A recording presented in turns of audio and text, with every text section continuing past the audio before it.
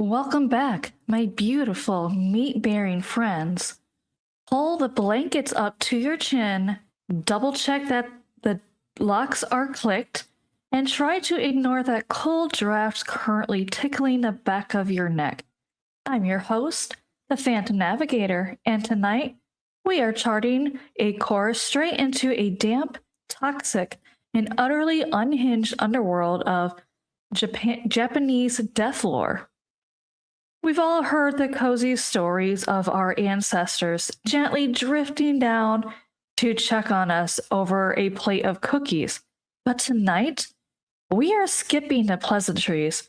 Tonight, we're talking about what happens when the ritual fails, when the bureaucracy of the afterlife collapses, and when the dead decide they'd rather hitch a ride on your spine than cross the river.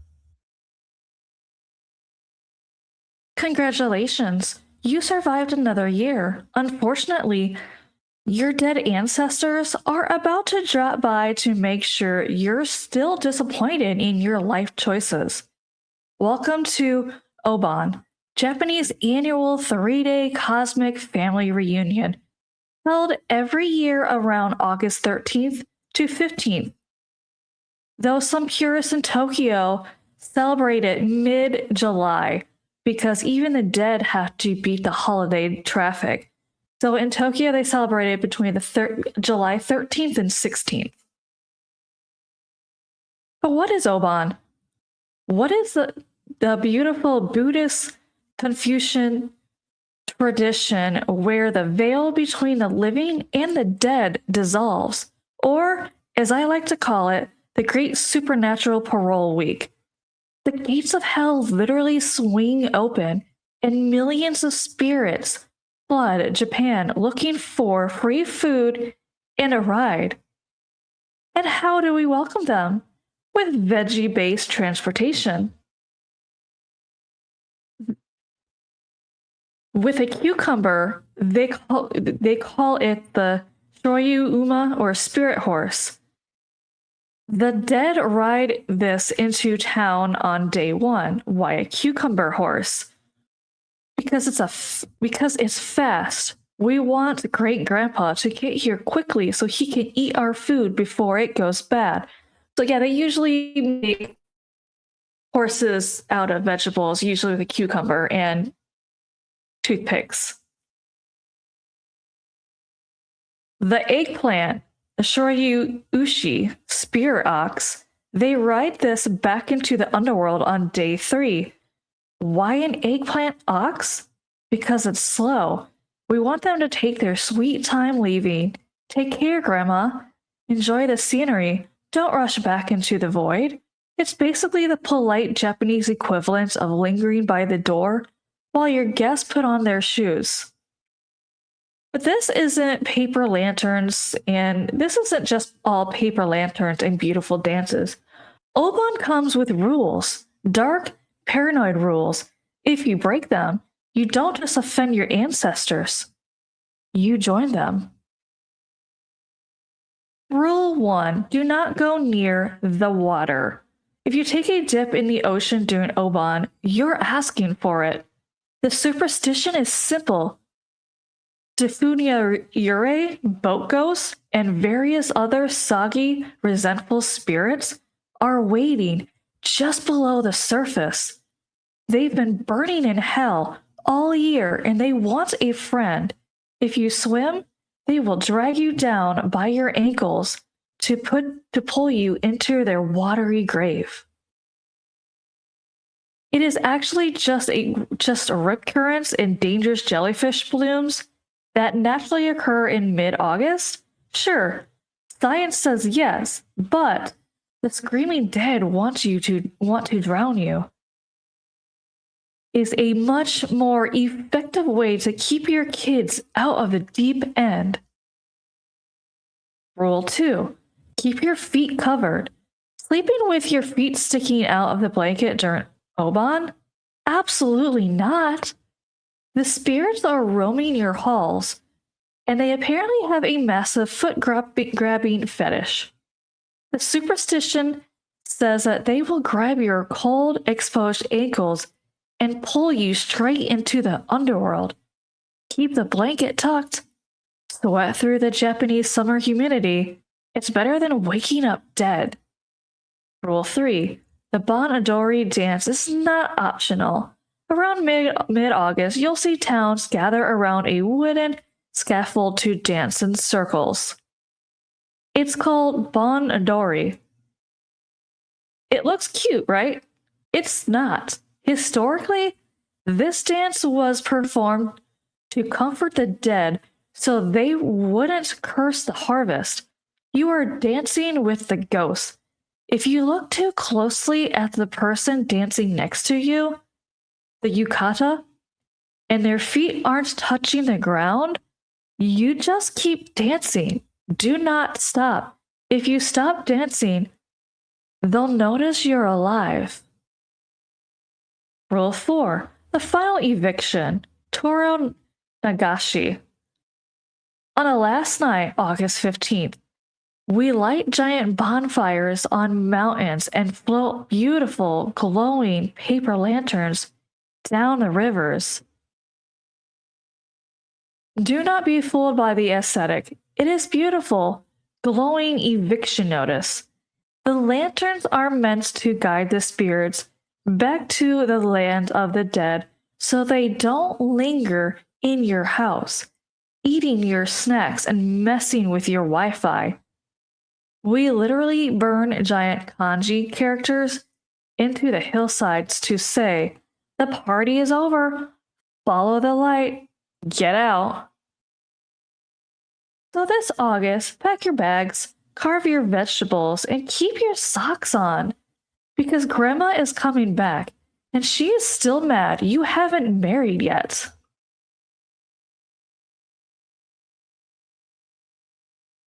Let's start with a little spatial awareness.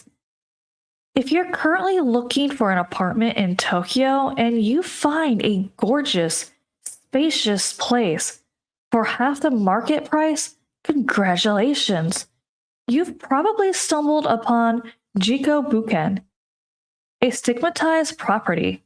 In Japan, Shinto laws of spiritual hygiene mean that if your kitchen window looks out over a sea of vertical family gravestones, your rent gets slashed by 50%.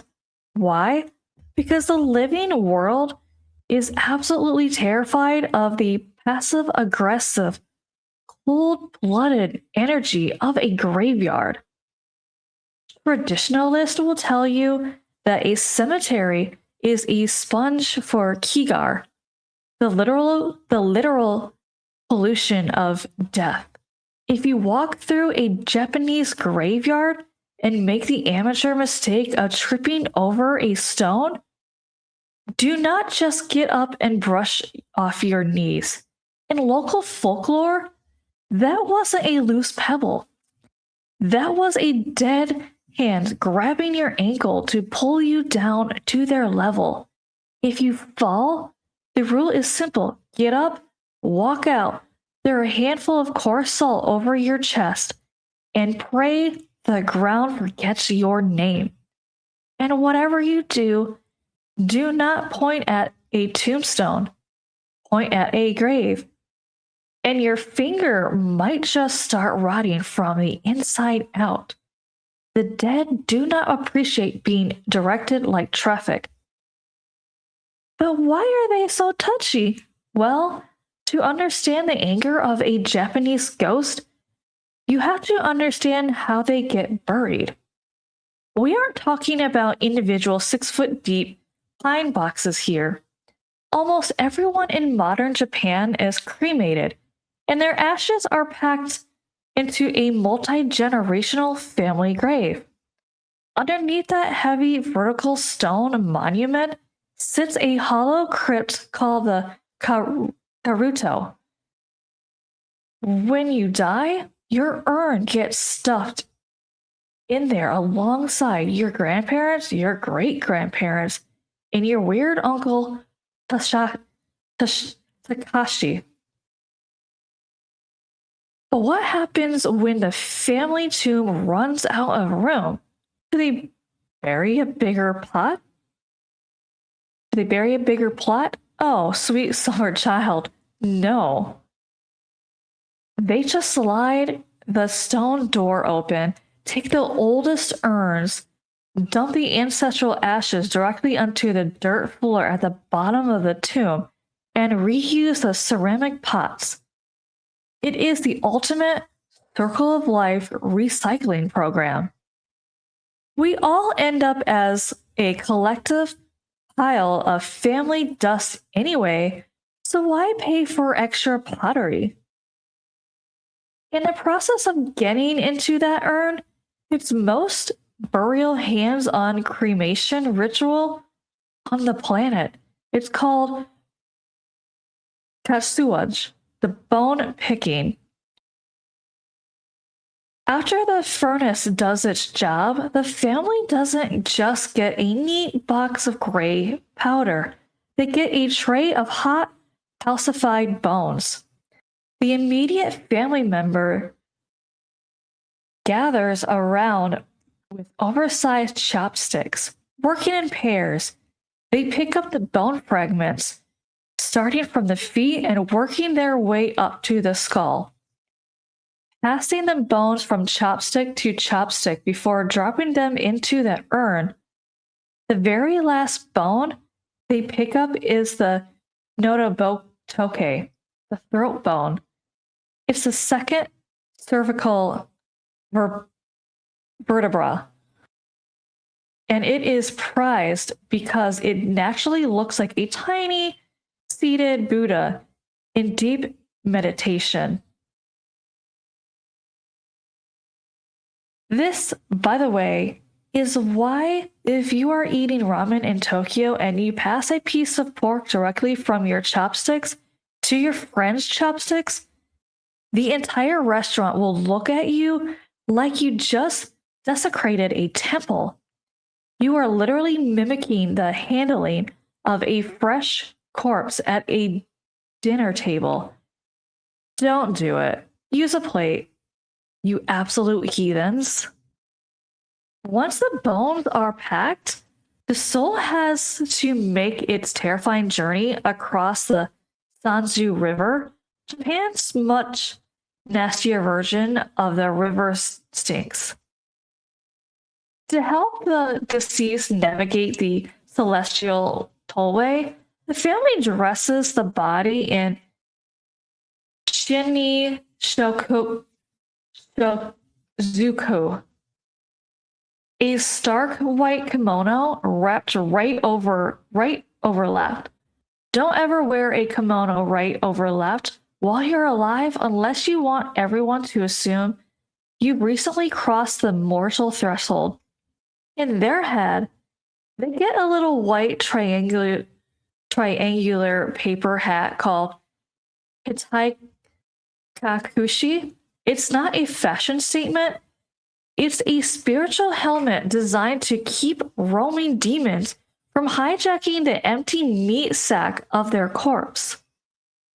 Most importantly, the family slips 6 paper coins into a small cloth bag around the dead person's neck. This is called the Roku Monzen. The Sanzu River is a bureaucratic nightmare, and if you don't have those 6 coins to pay the toll, Yumi Datsuba, the clothes-stripping old hag of the underworld, you can't pay her. She doesn't just turn you away. She forcefully tears off your funeral kimono. And if you're already naked, she will literally strip off your skin and hang it on a tree branch to weigh your earthly sins. Suddenly, paying a toll doesn't sound so bad, does it? But what if you are the ultimate overachiever? What if you don't want to wait around for the hag, the coins, or the slow slide of the family ash pile? Then you do what the extreme, mountain-dwelling ascetics of Yamagata did. You become a shokushin butsu. You mummify yourself while you're still breathing. This wasn't just a fast. This was a 10-year scientific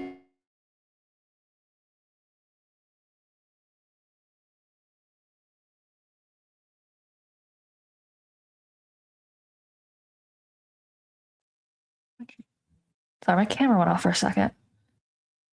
First, she spent thousands of days eating nothing but pine needles, bark, and stones, melted away every single ounce of body fat. Fat holds moisture, and moisture breeds rot. Next, you spent another 1,000 days drinking a highly toxic tea made from the sap of the yūrei tree. The exact same poisonous lacquer used to coat shiny wooden bowls. Drinking this tea caused massive vomiting, sweating, and rapid dehydration, essentially pickling your organs from the inside out. But the real genius of this lacquer sap? It made your flesh so incredibly toxic that when you finally died, maggots and flesh-eating beetles couldn't even stand the taste of you. You were a living, walking bottle of pesticide. Finally, you'd get lowered into a stone tomb just big enough to sit cross-legged in the lotus position. They'd seal you in with a wooden bamboo straw for air and a little brass bell. Every day, you'd ring the bell to let monks above know you were still meditating. The day the bell went silent, they'd pull the straw, seal the tomb, and wait another 1,000 days. If they dug you up and you weren't a puddle of putrid goo, you were declared a living Buddha. You beat the system. You became a permanent leather-wrapped monument to spiritual willpower. But for those who don't have the stomach for self-pickling, or those who die violently with a bitter grudge, they return as a yurei. A yurei is a classic Japanese ghost, and let me tell you, they make Western ghosts look like absolute amateurs.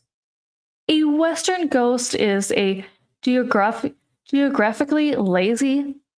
They haunt an old Victorian mansion, a creaky library, or a spooky well. If you get scared, you can just pack your bags, move to a different state, and live your life.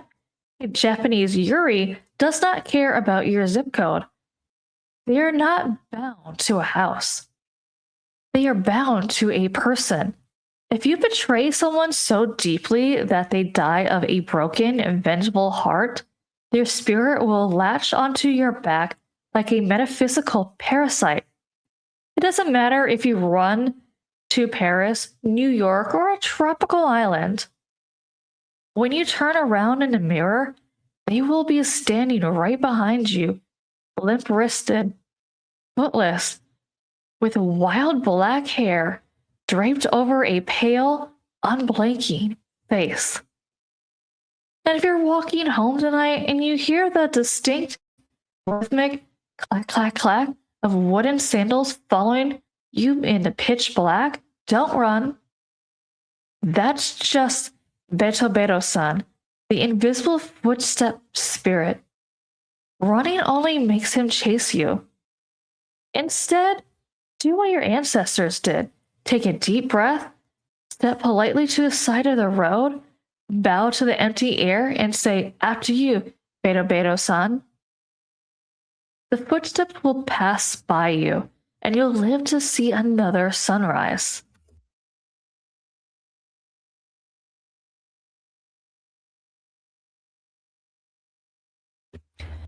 Now you light the fire outside your door, small, careful, just enough smoke to be seen from very far away. by something that has been dead for 11 years. This is the whole point of tonight. You want to see the smoke. You want to follow the light home. In most of the world, that sentence would get you committed. Here, it gets you a 3-day family reunion. Because tonight, somewhere between the 13th and 16th, the wall here, between here and not here, gets thin enough to walk through. And your job, your literal cultural obligation, is to leave the porch light on for a corpse.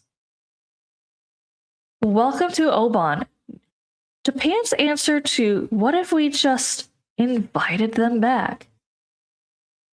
Tonight we're going to talk about a festival that took the single most terrifying premise in human history. The dead don't actually leave, and turn it into a national holiday with snacks.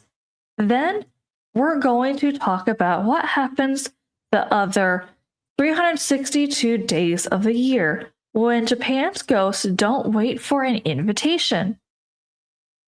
Stick around, there's a vegetable horse, there's a woman who counts to 9 forever, and there's a very specific way to hold your chopsticks that will get you looked at like you just confessed a murder. Let's get the history out of the way, because the backstory of Obon is somehow more disturbing than the most of the ghost stories I've covered on this show. Obon is short for Urabon, which is the Japanese mouthful for the Sanskrit word ulambana. And ulambana translates roughly to hanging upside down. Not metaphorically, that's the actual state of being this festival was invented to fix.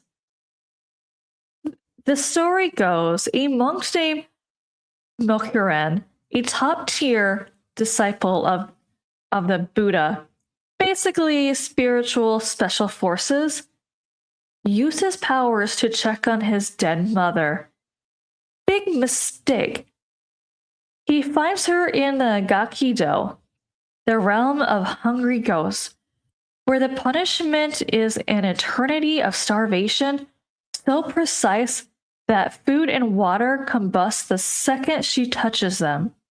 She is, quite literally, hanging upside down in torment. Ulambana checks out. Mokuren does what any traumatized son with supernatural powers would do. He panics and goes straight to the Buddha. The Buddha's advice is basically, stop trying to save her yourself. It doesn't work like that. Instead, be monks. Be generous to the living. On behalf of the dead. Mokuren does it. His mother is instantly released. And then, this part always gets me. He's so relieved, he just starts dancing. That spontaneous dance of relief is the origin of Bon Odori, the Bon dance, which is still the centerpiece of Obon festivals today. So every time you see footage of people in yukatas dancing in a circle under paper lanterns, that's 1,500 years of thank God my mom isn't on fire anymore, choreographed. When Buddhism landed in Japan around the 6th century, it collided with Shinto, Japan's homegrown belief system, which already had ancestor spirits, kami, sore, quietly watching the household like a surveillance system installed by your dead relatives. The two traditions merged almost seamlessly. Buddhism supplied the rescue mission, Shinto supplied the house guests. By the Kamakura period, this had trickled down from temple ritual to something ordinary families did every summer. But here's a thing nobody puts in the tourist brochure. Obon spirits are the polite ones. The ones who RSVP. The ones this whole system was built to welcome and reverence. Shoryo, honored ancestors coming home on schedule. There's a whole other category of Japanese dead who didn't get the invitation, who never left the first place. Let's talk about them. On the West, a ghost is a ghost. Sheet, chain, vibes. Japan looked at that and said, absolutely not. We need a filing system. The general word is yurei, the literal faint or dim spirits. In the original story of why a yurei exists is almost bureaucratic in its cruelty. When a person dies normally, their soul is supposed to cross a river and eventually becomes a Buddha. A process called jobutsu. Clean tradition. Paperwork processed. Everyone moves on. A yurei is what happens when that paperwork gets rejected. Violent death, betrayal, brief, so total it never metabolized. An obsession the person couldn't put down even after their bodies stopped working. Any of that can jam the process. The soul it doesn't cross. It stays here. In the one emotional loop it died inside of, replaying itself. In Japanese art has been drawing these things the same way for centuries.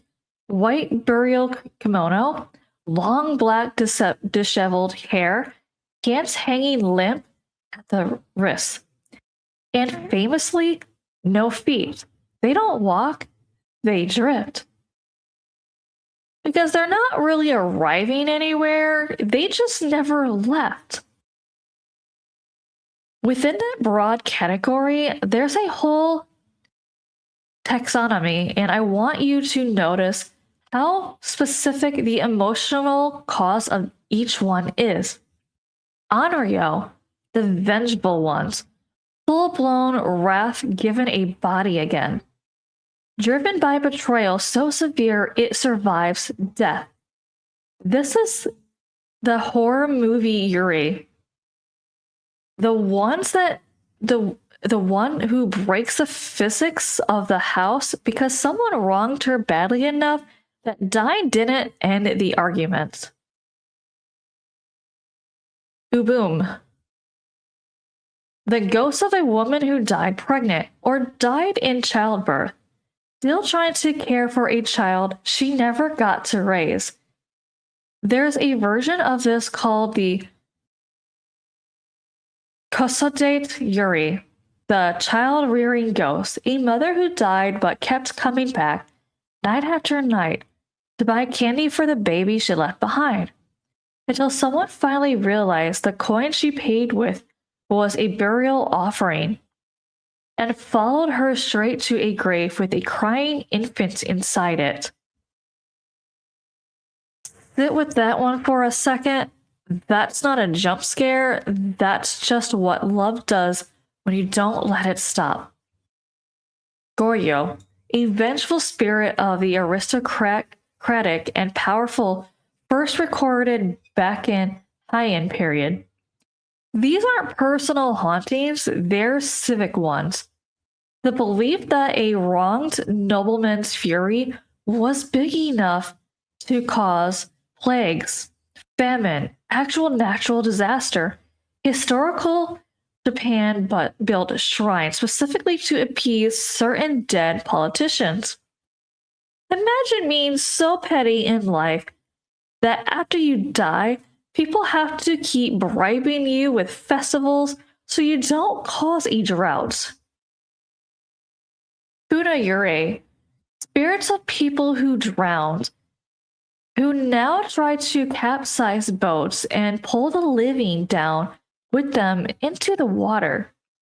Which is exactly why, to this day, plenty of people in Japan quietly stop swimming right after Obon ends. The belief being that unhappy ancestral spirits sent back towards the water on their way to the afterlife are still caught in it. Every single one of these categories is named for the exact emotion that trapped the person: vengeance, motherhood, pride, drowning terror. Japan didn't invent generic ghost. Japan invented ghosts with job titles. And the job title is always the last feeling I had before I stopped being a person. Two stories come up over and over. The everybody already knows this one stories, the Japanese equivalent of, and then she looked in the back seat. Oiwa, the Yotsuya ghost story. Oiwa is married to a man named Ayemon, and Ayemon has decided he'd rather be married to someone richer. So he doesn't divorce her, he poisons her. The poison doesn't kill her outright, it disfigures her instead. One eye swells and droops. Her hair falls out in clumps, and then, to finish the job, Ayemon has her impaled and thrown into a river with her body tied to a door. Staging it looks like a double suicide. Clean getaway. He remarries almost immediately. On his wedding night, he lifts his new bride's veil to kiss her, and it's Oiwa's ruined face looking back at him. In a panic, he draws his sword and beheads the thing under the veil. It's his new wife. He just murdered her in his own home on his wedding night because his first victim never actually left. Okiku, the dish counting ghost. This is one of my favorite Japanese ghost stories I love to tell. A servant's girl entrusted with a set of 10 precious plates. One goes missing. Depending on the versions, she's framed, or she breaks it by accident, or her employer breaks it to have an excuse. Either way, she's killed for it and thrown down a well. And now, at night, from the bottom of that well, you can hear her counting 1, 2, 3, all the way up to 9, and then nothing, no 10. Just a silence where the count should finish, followed by a scream, and then she starts again from 1. She has been doing this for centuries, not moving on, not getting revenge, just perpetually, eternally one plate short of being done. Both of these stories notice they are not about ghosts who show up randomly. They're about grievances that literally cannot resolve. Oiwa can't stop being betrayed. Okiku can't stop being one plate away from being finished. That incompleteness is haunting. Now, the most popular version of this I've heard in Japan was Okiku was a dish maiden in one of the castles. The well is actually still there today. You can take pictures. I mean, it is blocked off for the most part, but you can still, for the most part, take pictures of it. But she is a dish maiden who... She is a Himeji Castle. I had to look it up. Himeji Castle. If you go to Himeji Castle in Japan, you can still see the well. It's still there. This ghost story, fun fact, is what is what encouraged the more modern version of the ring. Obviously, they just made it more modernized, more made it today, where it's now a video. She comes out of the well and countdown. But the original story, like I said, Okiku was a dish maiden. She caught the eye of one of the samurais, and the samurai always asked her to be his lover. She always declined. One day, he was so fed up, he got so impatient that he took one of her plates and hid it. Knowing very well, Okiku would get in trouble and get blamed. Because after all, she's the dish maiden. And he kind of just happened to mention it to the lord of the castle, like, hey, I kind of noticed. What happened to, isn't there supposed to be 10 plates? I thought I saw 9. And of course, Okiku gets in trouble. She starts counting over and over again. Searching frantically, keeps going back and counting 1 through 9, hoping one time, eventually she'll find a plate and count to 10. Still searching frantically, does not find it. Of course, this samurai goes to Okiku and says, hey, if you agree to be my lover, I will convince the Lord it is not your fault. Of course, she still says no. He snapped. He had it. So he grabs her. He ties her up. He physically hurts her, dunks her into the well, pulls her up. Are you going to be my lover now? She still says no. Repeated the whole process, physically hurting her, dropping her back into the water, pulling her back up. Same thing. Kept going on and on until finally, Okiku is no longer alive. They said after that, for nights after that, Okiku would come out of the well. You'd hear her walking around counting to 9.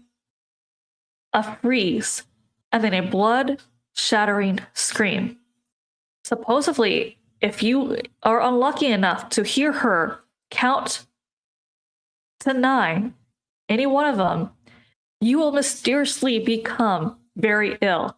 If you are even more unlucky enough to hear the scream after, you mysteriously died after. And that is the story I've heard. That's the most story I've heard back when I lived in Japan.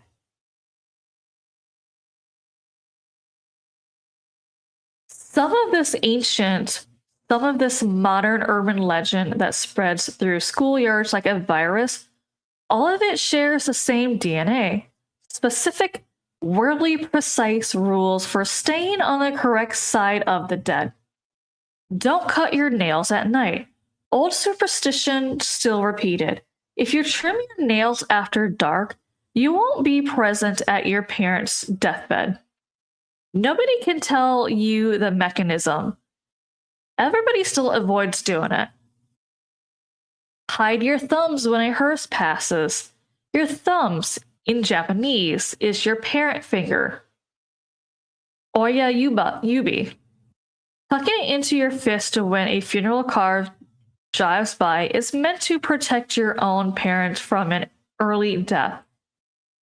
You will see adults in broad daylight in business suits quietly fold their thumbs into their palm as a hearse goes by. Nobody thinks it's silly. Everyone still does it. Don't whistle at night. Old belief says it attracts snakes or worse, spirits.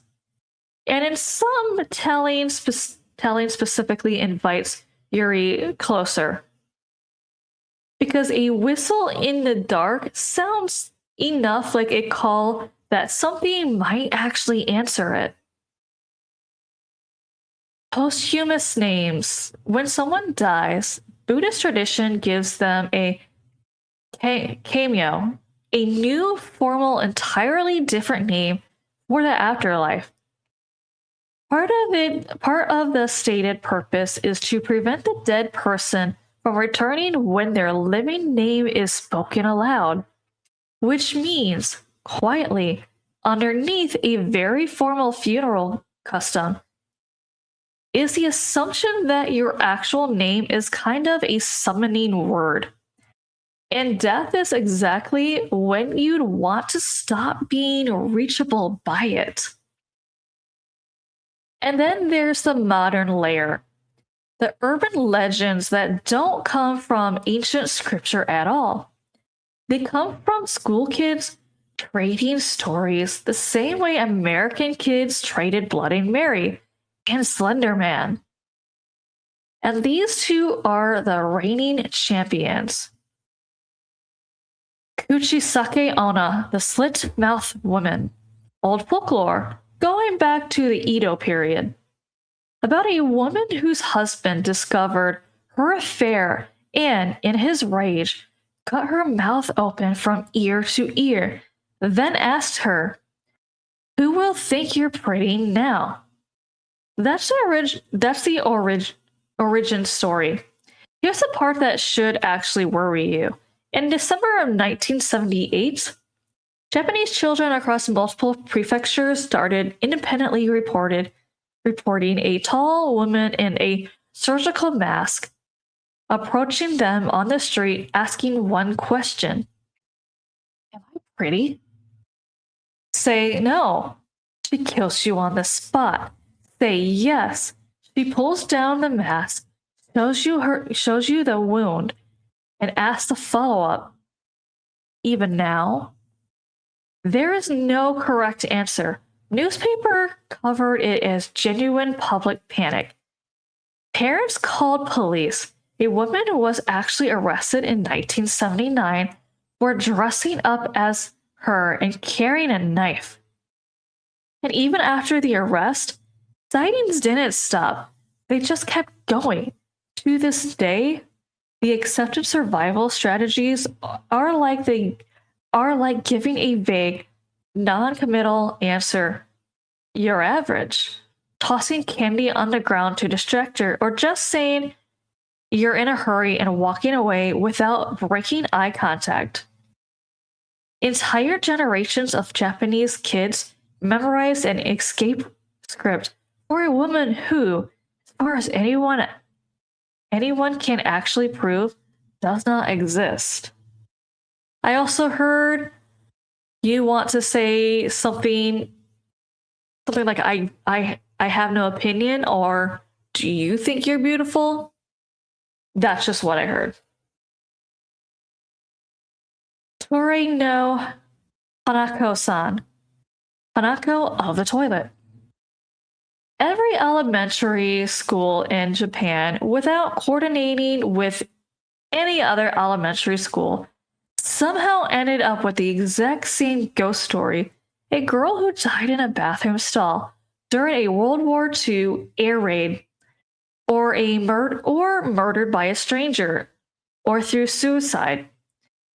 The story changes school to school and now lives specifically in the third stall of the third floor girls' bathroom. To summon her, you knock 3 times and ask, "Hanako-san, are you there?" If a small voice answers, "Yes,"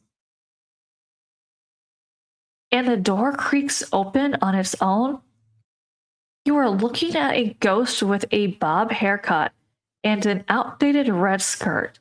And depending on which version your school told, she either drags you down through the toilet and into hell, or asks you to play with her.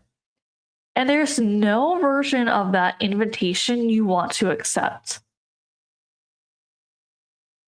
That's a real horror underneath both of these stories, and it's worth sitting with.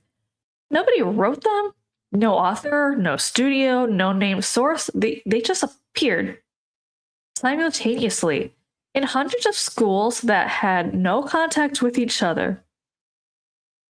As if the story itself found the fastest way to spread through a population of children, the way a virus finds a host. Every school has its own Hanako. Every neighborhood has its own version of the woman with the mask. The details change. The shape never does. A rule. A question with no safe answer. A place you shouldn't be alone in after dark.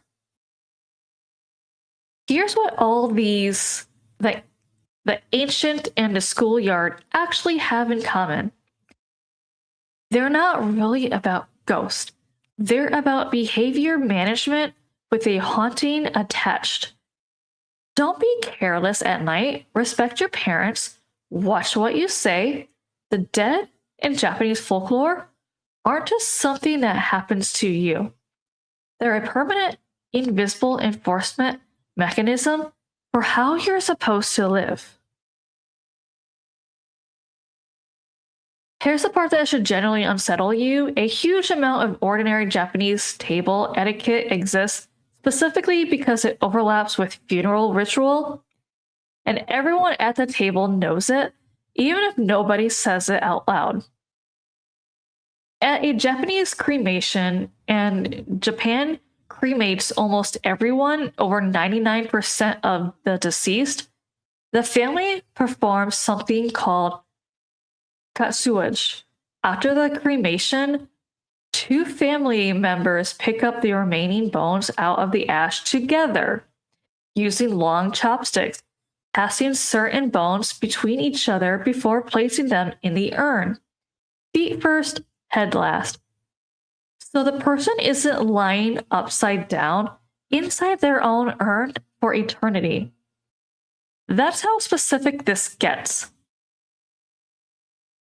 That single ritual is the reason two of the most ironclad rules in Japanese dining exist. Never pass food from chopsticks to chopsticks. You are, without knowing it, recreating the exact motion of two relatives transferring a bone. Never stick your chopsticks upright in a bowl of rice. At a funeral altar, a bowl of rice with chopsticks standing straight up is left for the deceased. It's the meal they no longer need. Now do that at a dinner table, and you have just visually served everyone present a plate for a corpse. Older relatives will not explain this to you. They'll just wince. Because in Japan, the line between normal life and funeral isn't drawn with big dramatic warnings. It's drawn with tiny specific physical gestures that everyone was trained to recognize before they were old enough to ask why. The numbers get on it too. The number 4, shi, is pronounced the exact same word for death. The number 9, ku, sounds like suffering. Condolence money is never given in the amount containing either never 4,000 yen, never 40,000, never 9,000. Hospitals skip room numbers for the same way American buildings skip the 13th floor. In entire culture, quietly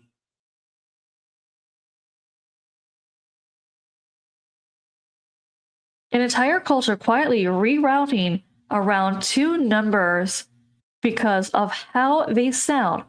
For a language where sound and meaning are stitched together tighter than most Westerners realize. And the funeral itself has its own calendar logic.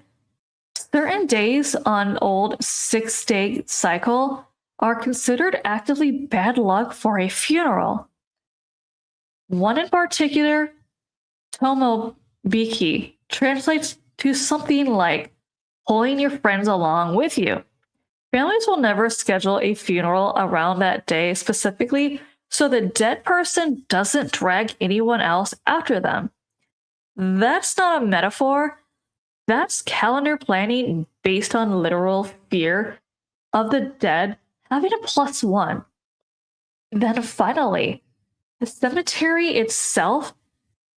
Japanese graves are usually shared family stone monuments, generations stacked under one name, not the individual headstone per person layout you'd picture in the West.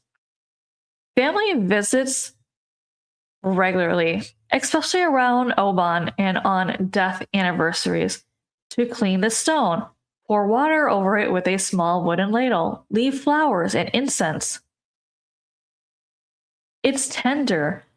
It's also quietly maintenance. Because the underlying belief running under all of this is the same one running under the whole episode. The dead don't stay gone on their own. Somebody has to keep doing the work of remembering them correctly on schedule, or the arrangement breaks down. Also, from what my understanding is, they started doing the ancestral ones because there is obviously a land shortage in Japan, so that kind of like solves that problem of where do you put the dead. Which brings us back, finally, to someone who took that job a little too seriously. Every year, Hisako did it exactly the way her grandmother taught her. Not close enough exactly. The fire, first night, same spot by the gate. 4 toothpicks in a cucumber, no more, no less. Her grandmother used to say a 5-legged horse was showing off and would attract the wrong kind of attention. The eggplant cow, always slower to make than the horse. Because her grandmother believed you should never rush the part where you say goodbye. Even when you're just skewering vegetables in a kitchen at 11 p.m. The year after her grandmother died, Hisako did all of it alone for the first time. And she did it better than ever, more precise, more devoted. She told herself this was grief being useful for once. Channeled it into a ritual instead of just leaking out everywhere.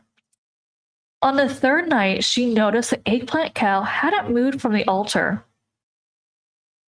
That's not unusual on its own. What was unusual was that the horse was gone. She made both animals the same night, same table, same hands.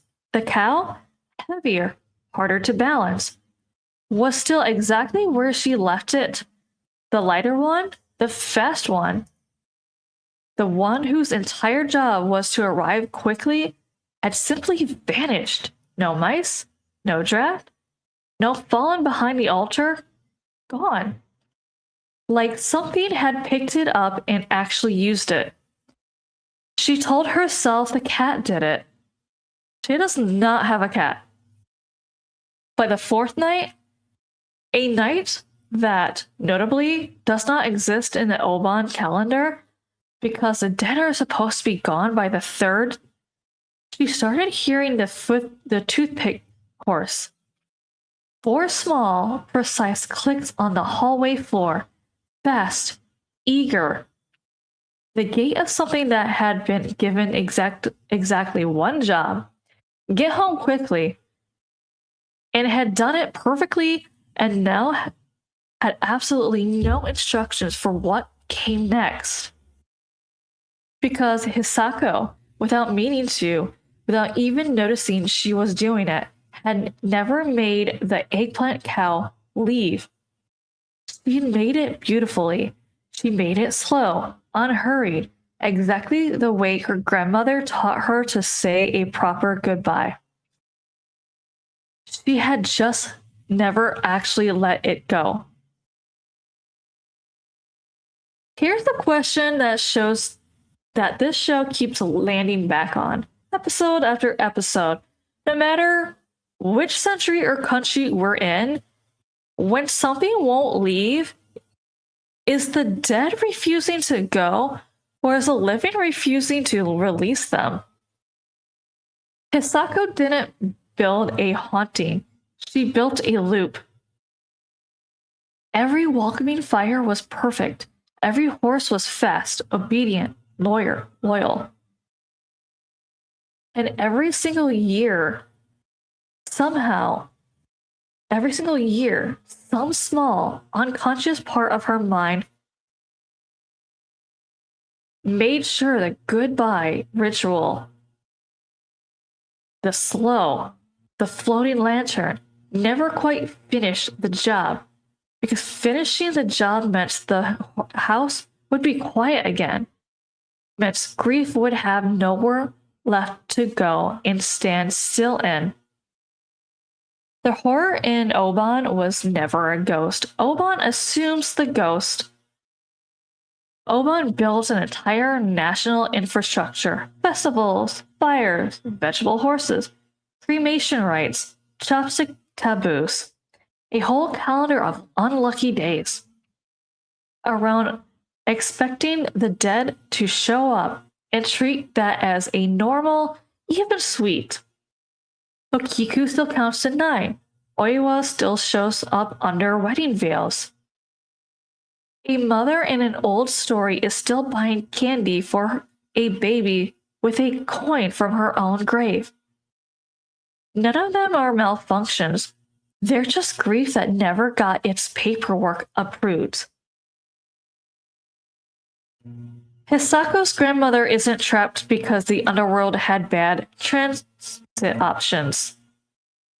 She's trapped because somewhere in a kitchen at 11 p.m., her granddaughter kept whittling one leg too slow on a cow that was supposed to be walking her back into the dark.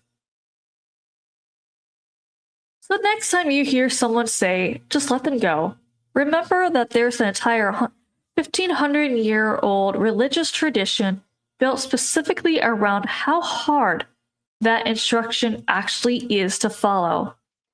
Some cultures write a eulogy.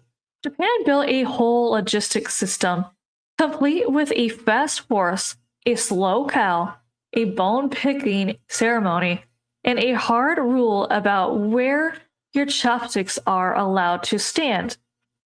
Because even a festival designed to say goodbye properly still has to trick the living into actually doing it. If this one got under your skin, do me a favor and send it to one friend who still keeps a dead relative's phone number in their contacts. You know who you are. Both of you. This has been the Phantom Navigator. I'm your host. I light the fire. I built the horse. I never build the cow slow enough. Rate, follow, and I will see you or something wearing your shape next week.